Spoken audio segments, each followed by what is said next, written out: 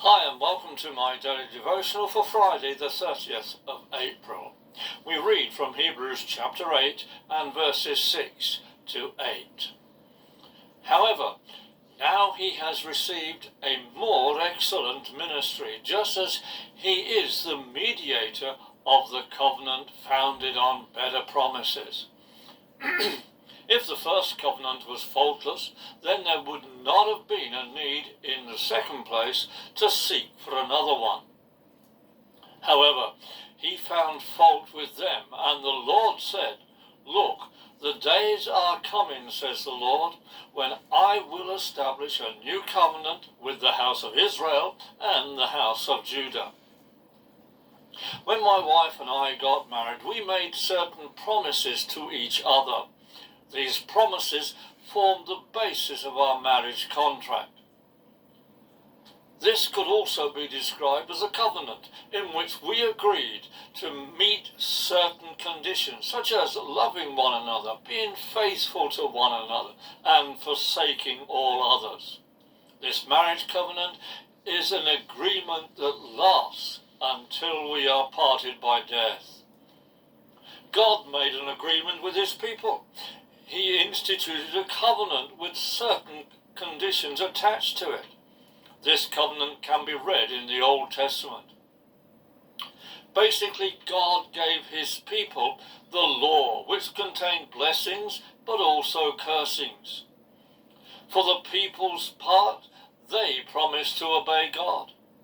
It was a covenant of grace and of love, because God wanted his people to have unbroken fellowship with himself.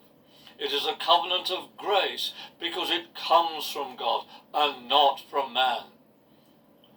However, it was a covenant that his people did not keep. They broke the agreement. And when that happened, it meant that the covenant was no longer able to bring God and man together. It is a very sad fact that some marriages suffer from one partner breaking the promises that they made at their wedding. This can lead to a complete rupture of their relationship, which may also lead to divorce and remarriage.